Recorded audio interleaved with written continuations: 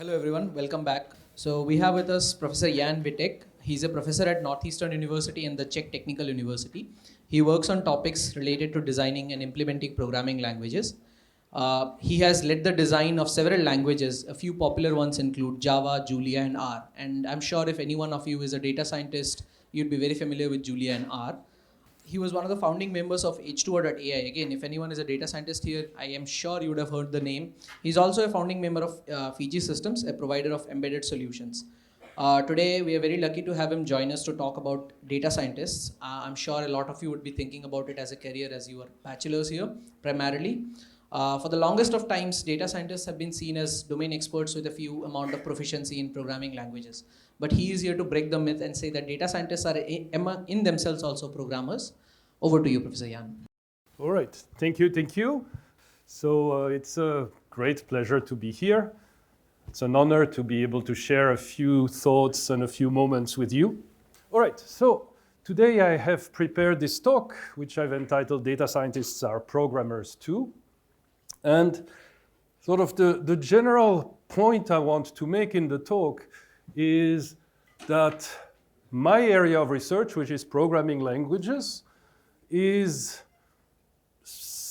part of data science, and that data science is a great source of inspiration for programming language research. And so I've structured my talk in about 3 parts. First, I will tell you a little bit about my path towards data science. Then I will give you a definition of the term and some examples of what it means in practice. And the remainder of the talk will be some open research problems, some I work on, some I would like somebody to solve for me. Okay? And interrupt if you want, just yell, ask questions, it's always appreciated. So let's get started. So I thought for this first part to have a framing question. And this is something that maybe you have asked yourself. And if you stay in science, I can guarantee you will ask yourself. And the question is, how do I pick? There's some echo. How do I pick what I want to work on? How do I pick a research topic? And it's an important question. You're going to spend several years working on whatever it is you choose. So you'd better make the right decision. How do you do that?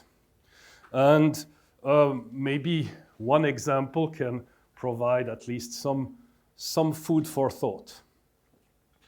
So by training, I'm a programming language researcher. So for the first 18 years of my research career, I was working on program language semantics, on type systems, on program analysis, on garbage collection, all sort of very traditional computer science programming language topics. And then around 2010, at that point I was a professor at Purdue University, I met a statistician. His name is Luke Tierney, and I met him at a conference, and he was really excited about what he was doing, and he was doing some computing using this strange language called R. And he sort of showed me his code, and I looked at it, and I thought, shall I be polite? Or shall I tell him this is the most god-awful language I have ever seen in my life? Usually, honesty is the best path forward. And I said, as a programming language person, we can do better than this. And he smiled and said, okay, show me. And so, it took a little while, but I said, all right, maybe I should take this seriously. And so I started a side project, besides other things I was doing, to understand what R is, and maybe to try to find tiny improvements. And this kind of started a path. Then about a year later, I was invited to give a talk at an embedded system conference. And for that talk, I decided to write a paper on how to do more rigorous experimentation in systems research. So that means repeatable research. And part of the paper was talking about how we were using, R for, repeatable analysis of the experimental data. Then that led me to artifact evaluation. So at the time, I was also chair of the ACM Special Interest Group on Programming Languages. And in that position, I was overseeing several conferences in the field. So I managed to convince all of the conferences that it would be a good idea to adopt artifact evaluation. So what is artifact evaluation? It's the idea that when you submit a paper, your research work, to a conference, you should also submit all the code, data, and all the analysis code that produces the graphs of the paper, the whole thing as an artifact. And then there's a special committee that will evaluate that artifact. And if they find it correct, you will get a badge that said not only is your research good, but the methodology that you used is sound and we believe it is reusable. And so that was successful. And as I was giving talks about artifact evaluation and better experimentation, I met the founder of this startup, H2O, which was, planned. They hadn't opened yet. So they said, well, we're going to start this. Wouldn't you want to spend a year with us? Because we really need programming language people. I don't think they needed programming language people. They just needed people, to look like a company. But it sounded like an interesting challenge. So I said, all right, fine. And I spent the first year of that company with them. And the one thing that I sort of learned out of this was, sort of the business side. So they were doing essentially distributed machine learning at that time, or distributed statistics. And what I found out was how few programmers out there could understand both statistics and computing. And that was certainly a place where, there was a need in the market for people with the right skill set. After a year, I left H2O.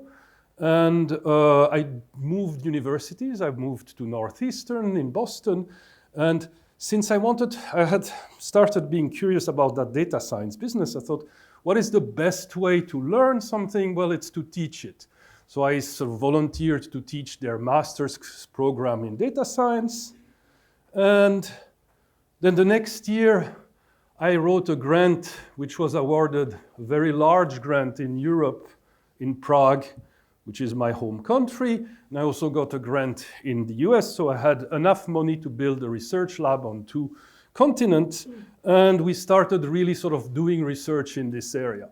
And we picked 2 target languages, R, because I had some background, and Julia, because randomly I had met the creators of Julia in Boston, and they looked like nice people. It started a long line of really exciting works. I mean, I'm very proud of the research we did in this space. And, yes, and I think somewhat influential. All right, so let's take back a little bit. I said we would start by a question, which is, how do you pick a research topic? And so if you follow this line, there's a number of completely random events, meeting people at conferences, getting invited to give a talk, meeting a founder of a company. So that's always the case. But underlying all of this is your curiosity and you looking for what is a real problem? What is a problem that hasn't been solved? What is a pain point? What is something that people feel unhappy about? And that's the source of your ideas, right? So as a student, You often do not have that. So what do you use as source? Well, you use last year's papers and you say, sure, I can add 10% and that'll be next year's paper. But eventually, you realize, yeah, but it's sort of all fairly sort of self-contained and you're not making much of a dent.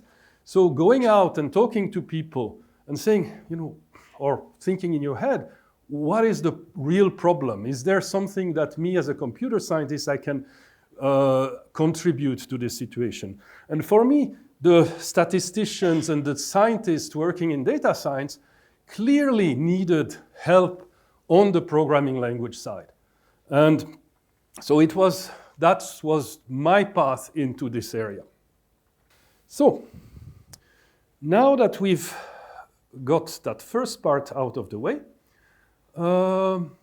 let me try to give you a definition for the term and some context.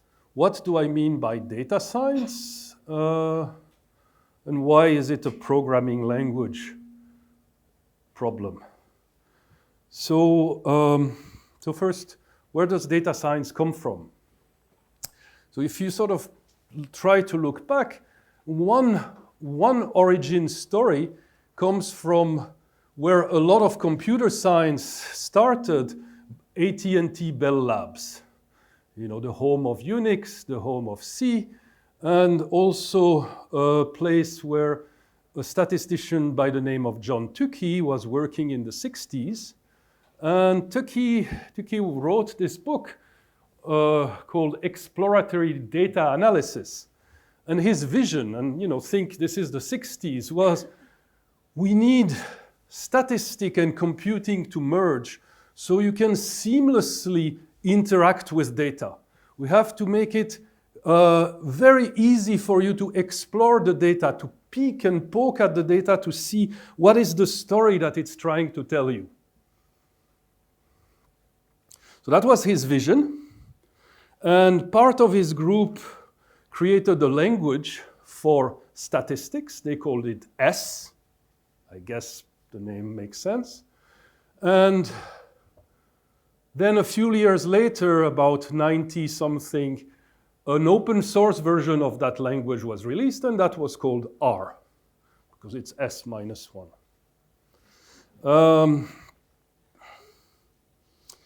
So where does the term come from? So as best as I can tell, it comes from a paper one of my colleagues at Purdue, Bill Cleveland wrote in 2001.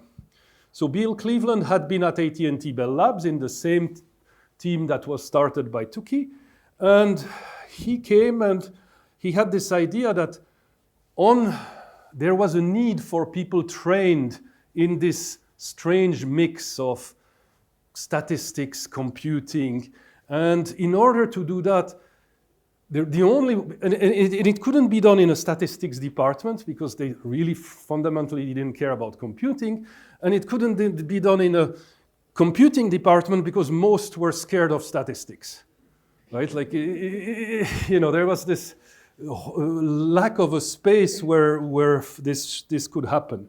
So the thought he had was, well, let's invent a new science. Let's call it data science. And that's how it was born. And in his view, data science is like this combination of many things that we know and some things that may be less familiar for us. So the basics are statistics, mathematics for the foundations.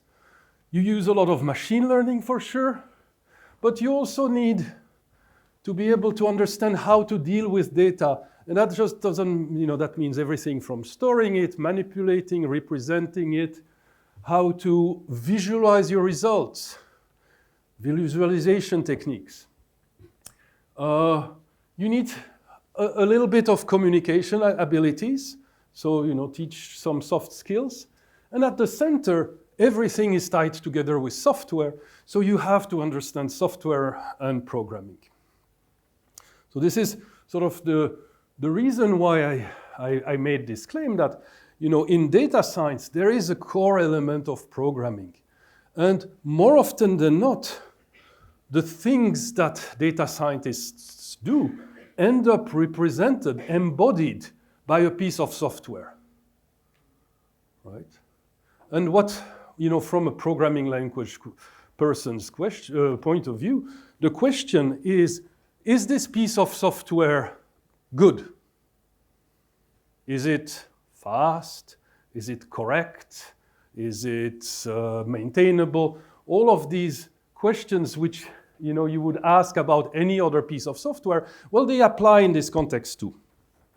But the interesting thing is, since data science comes from that Tukey legacy of interaction, the software is typically not designed for being efficient, being correct, being maintainable. And that's where the interesting tensions happen. So what I want to do next is make this more concrete. And what do I know about concreteness? Well, I show you code. And so what I will do is I will show you, I did pre-recorded the video because typing is hard when people are looking, about a little bit of data analysis. We were going to analyze the survival rate of passengers of the Titanic. The boat with Leonardo DiCaprio, that, yeah. So the question is, does he survive? Can we model his likelihood? So, all right. So we are going to do this in R, and this is a screenshot of the RStudio environment. I hope that it's legible, but I'll try to just talk you through it. Even if everything is a bit small, it should be fine. So, very briefly, what is data science? It's interaction with the data. So what do we do? The first thing we do is we're going to grab data. So we are reading a CSV file with the passengers. And there's a whole slew of columns. Every time you do something, you see the data you're manipulating. The first thing I'm going to do is get rid of a lot of those columns that are not interesting. And you see the data simplified. Then this survived attribute starts as a floating point number. I'm recoding it as a Boolean. And maybe I want to recode it as a yes and no variable because that'll be more legible. And then you see we have names, ages, the price they paid for their tickets. So every time I make a change, the data is redisplayed. Next thing we're going to do is we're going to say, in the name of our passengers, embedded in it is a title. Maybe there's information in that title. Let's extract it. And we write a little regular expression that grabs the title and puts it here. And then we turn that title into a factor, an enumeration. And for various reasons, there's misspellings and various equivalent title. We're going to collapse them into fewer categories. And that's our list of titles. So we're reasonably happy. Now we can start doing some analysis. So the first thing we're going to do is we're going to plot the missing observations. So here we see various columns, and the red is missing observations. There's a lot of ages that we didn't know. People came on the Titanic, we didn't know their age. So the next thing we're going to do is missing values are a pain, so we're going just to guess ages. We're going to guess the ages by taking the median of the same title group. So all men will have a median age and so on. Then we can now plot. So we're going to plot title and survival rates. So this tells us that, for instance, men have a low survival rate, that's a blue, because they gave their seats to Kate Blanchett, or what was it? Yeah. And royalty has a higher survival rate because they're not as generous. The next step is we're going to plot the price of your ticket and your survival rate. So the peak here is cheap tickets have bad outcomes. And finally, we're going to do prediction. So we're going to use random forest. We're predicting survival as a function of age, cost of your ticket, and title. And eventually this runs. And here, yeah, I had a typo up there. I deleted a column. And then we will see here the accuracy is 85%. All right, so that was a run through data science, but it was a very typical approach. You have data, you're looking at it, you change things, you play around, and what do you end up with? With 15 lines of code that do what we wanted to do. Okay? Is this code right? So if it was a bit fast, but I made a mistake at some point. I flipped on line 3 the value of no and yes, and then I caught myself and flipped it back. Who says this is the right interpretation? Right? Who says there is not another mistake? So, generally speaking, how do we know that the code is correct? So we did a study. We asked about 85 practitioners in industry and academia, and we asked them about errors in data science codes. So this is just some data from the study. Those people mostly use R. Some are unlucky and use Python. Others are doomed with SQL. None of these choices is great, right? I said what I said about R and I stand by it, but all of the others are strictly worse. So, there is no salvation here. And we split the process in 6 steps: formulation of the problem, data acquisition, data cleaning, exploration, modeling, and reporting. And for each, we asked, what kinds of errors do you encounter? And people said things like, in data cleaning, sometimes we have outliers, values that are completely out of range and we don't handle them well. Or we have missing observation and we don't check for them. Or we have type conversions that are wrong. So you expect a number, but you get a string and that turns into 0 or something, stuff like that. So all sorts of errors. Now, the interesting question, I will not go into details of those errors, is how often does it occur? So we ask everybody, how often did it occur in your case? And basically, every step of the path is error prone. So the green is academia, and the blue is industry, and the percentage is how many people experienced errors in those steps.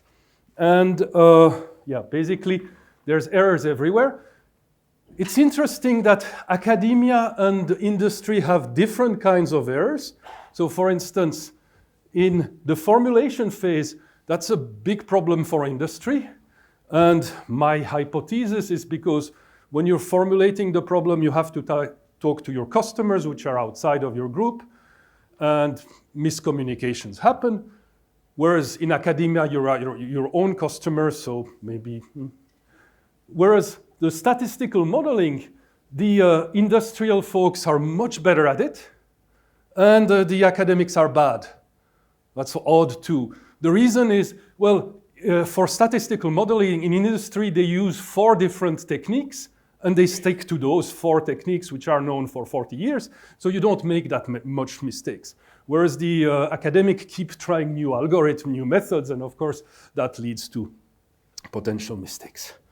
All right, so everything can be wrong, which is a bit scary, but it gets worse. It gets worse because, well, let me illustrate why it gets worse.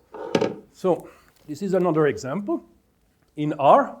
So I have a file that has names, dates of birth, weight, and heights. And for some reason, assume I want to plot for each age, like people who are 56 like me, 55, what is their weight per foot, right? I am 6'5", so my weight is quite a lot per foot. Think like that. Why? I don't know, but let's just say. And I want a linear regression. So that's my expected output. This is the code that does it. It turns the date of birth into an age. It computes the weight per foot. It groups all the people that have the same age.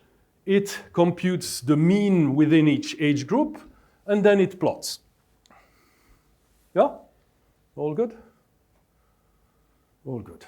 Yeah, so this is cool, and it works, and most people will check that it works by playing around with the data, making sure that the numbers are good, and then they're happy, and they release the code on the world.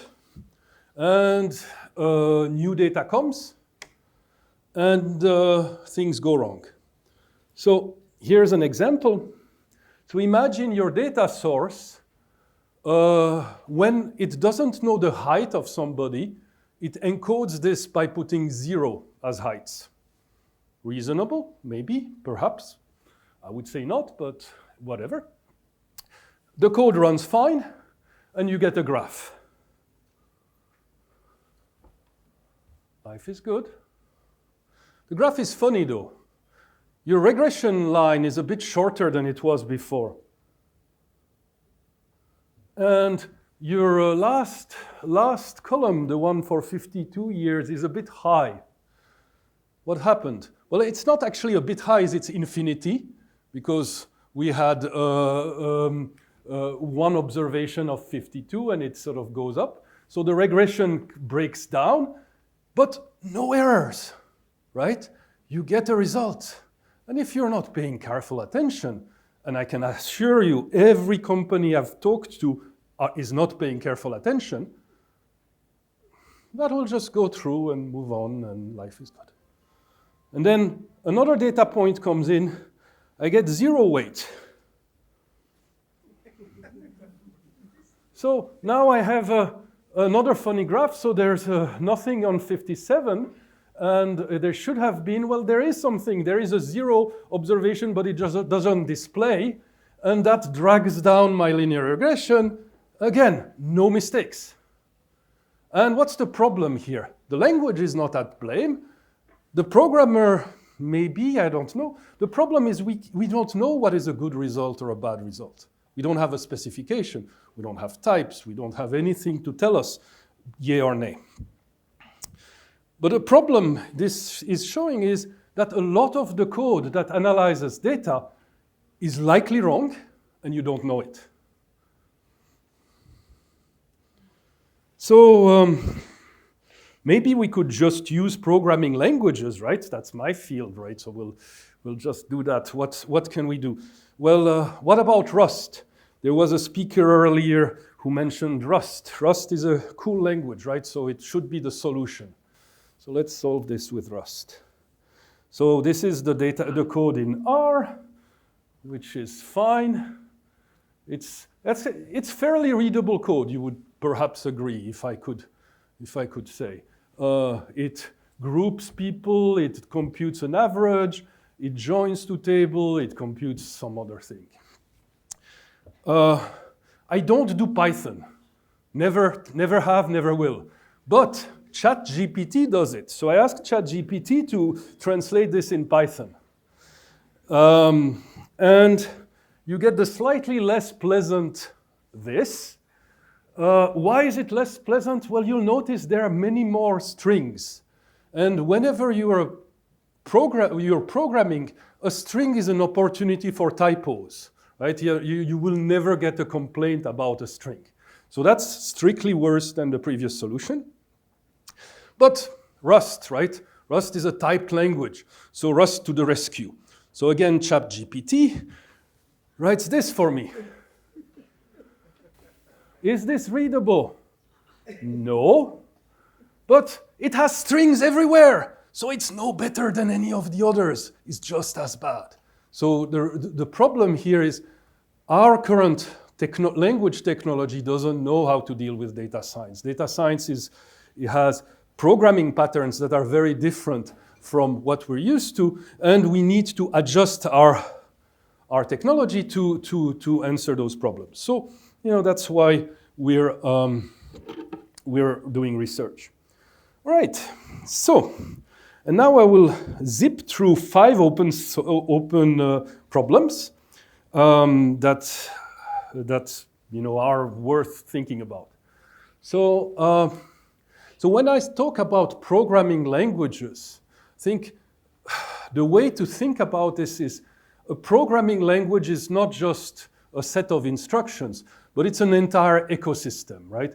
If you take Python or R, the value of Python or R is not in the interpreter. It's in everything around it. So when you say ecosystem, you mean the core libraries, the packages people have contributed, the user code that uses those packages, and the piles of documentation, questions on Stack Overflow, and so on. So that's the whole ecosystem. And if we want to improve the fate of data scientists from a programming language standpoint, we have to think about the entire ecosystem. We can't just be thinking about this, because the language implementation affects 100 people.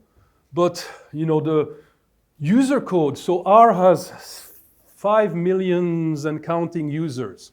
So the user code is where things are happening. Okay. So what kind of research can we do? So the first thing I'm interested in lives all the way at the top, and think about, so when I wrote this slide I wrote it like 2 years ago or 3, and that was before the AI boom. So the argument I was making there was, if you want to find an answer 3 years ago, you go to Stack Overflow. And Stack Overflow knows the answer, and then you cut and paste the code and you're good. Today, I would say you go to ChatGPT. But fundamentally, it's the same thing. ChatGPT uses everything we have written 3 years ago to generate an answer. And the problem we're facing is that these answers are stale, right? The libraries evolve, and you get code that is not matching the current version of the libraries you're going to use. And therefore, you are going to do something wrong. So for instance, above is one version of one of those Titanic queries, but that's an old version. The current idiom is written like this. There's a difference. There are commonalities. I believe that we can use machine learning combined with static analysis to sort of figure out how to translate one into the other. So we haven't made yet much progress on machine learning, because that's still something that I find a bit of a black art. But what we did build was a fairly large infrastructure for querying GitHub and searching for information on GitHub. And that's been a couple of years of work. And now we, as researchers, can have a much higher level query interface on GitHub. And the hope is that will allow us to get the data we need for the next steps. So the next thing I wanted to talk about was this question of specification inference. So I told you R doesn't have a type system, and it doesn't have any support for specifying what you want. So in our example, we received a column called survive, which was populated with floating point numbers, and we received titles embedded in strings. And in order to deal, and also there was ages which sometimes had NAs. And when we write code, we have certain expectations. We may expect a certain format for these strings. We may expect certain properties for these ages. And if the data we get doesn't meet those specifications, we're going to have random results, and those results will be silently returned. So how can we get specifications if programmers don't write them? So the thought we had was, can we leverage two things? One is the fact that when you do data science, you always have code and data. So you always have a runnable thing. And most of the times, people have checked carefully that for that one piece of data, the code does the right thing. So you can sort of say, well, let's assume that my program is correct, modulo everything that could happen to the data. Like, if you send me data that is different, it will behave differently. So the thought we have and the project we're working on is to try to use dynamic analysis. We run the program to extract a set of invariants, and these invariants describe things that were true in that one good run of the program, and then we try to generalize those invariants to allow more input. And it turns out that we can output at the end is formulated in something called incorrectness logic. So if you want to know more, ask me after. So the next bit I want to mention is fail silent code.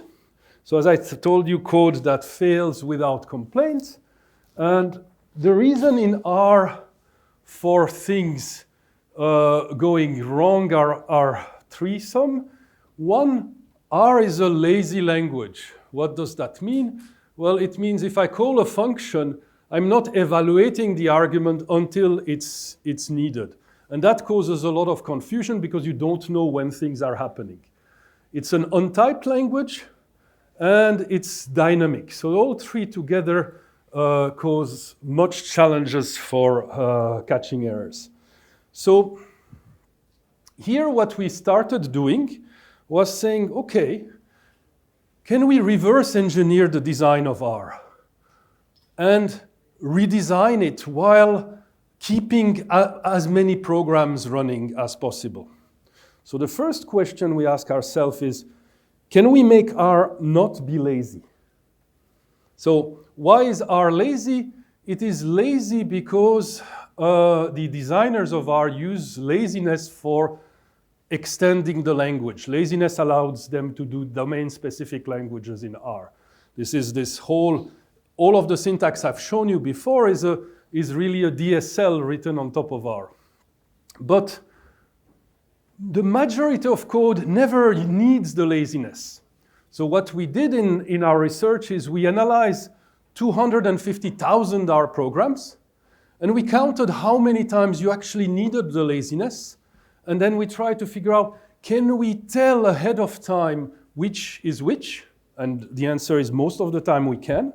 So the outcome of that was saying, well, we looked at how you use the language, and we know that if we make this one change, add a declaration for which functions need lazy arguments, we can dispense of 90% of the lazy cases.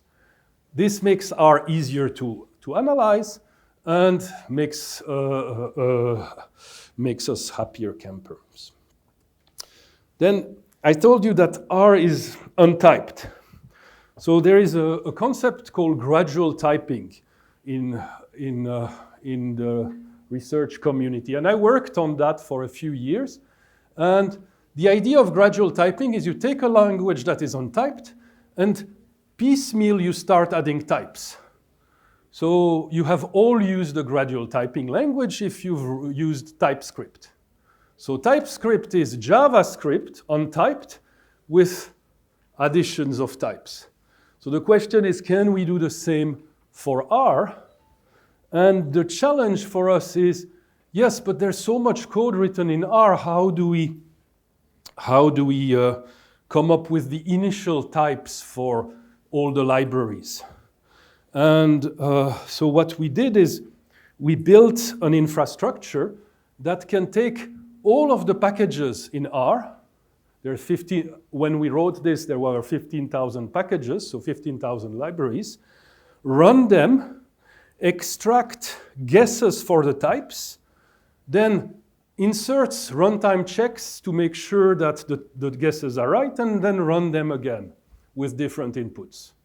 And I'll just go to the conclusion here, and we found that 98% of the time we are right just by guessing, and 2% of the time we need help from the programmer.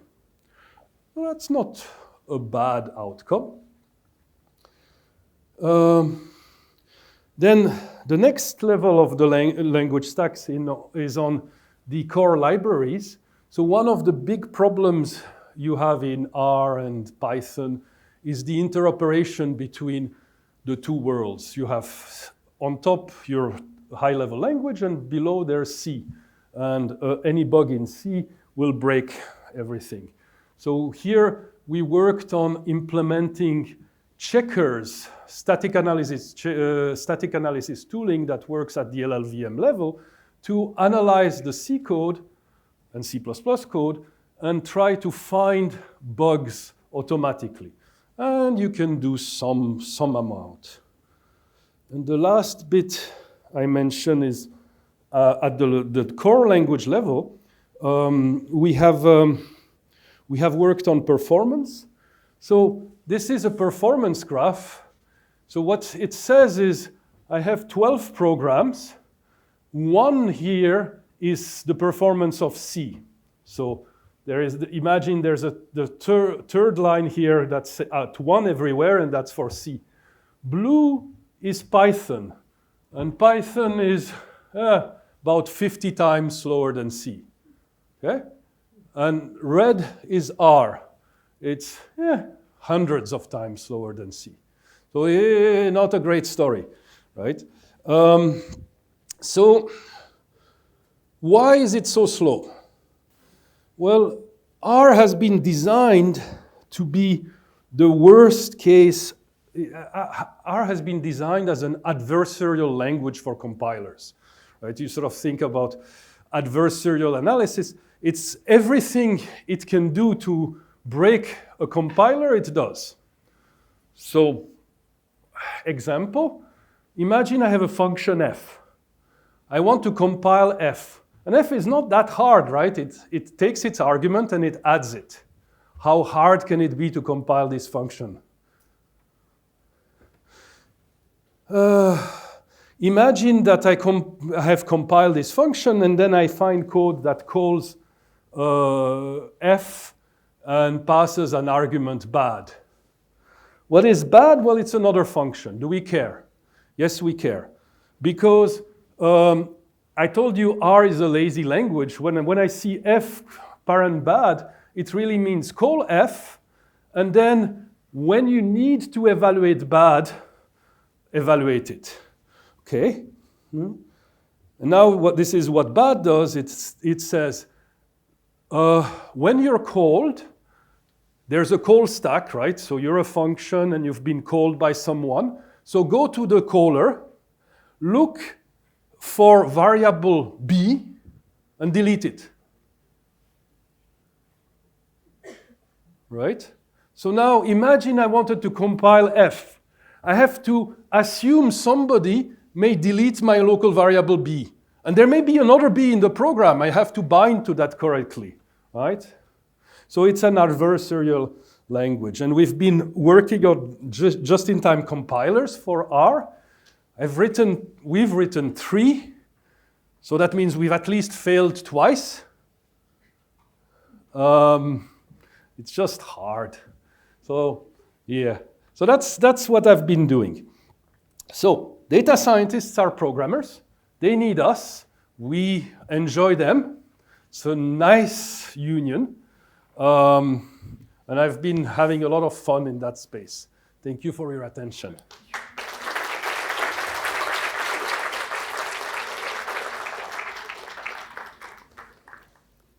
So you mentioned about Scram Mirror. What is that? CRAN is the GitHub of R. So statisticians are much better software engineers than we are.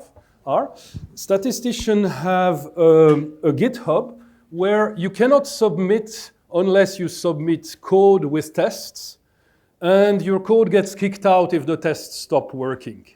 And they test every change of the system constantly.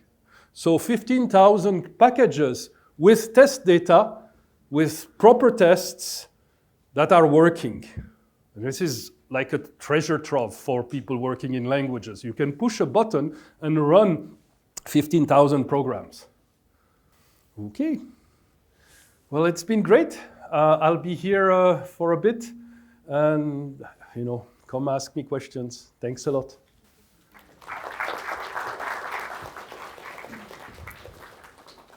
So as a token of appreciation for this wonderful talk that I'm sure everyone here has enjoyed, Professor Rohit will be felicitating Professor Jan with a token of appreciation. Thank you very much.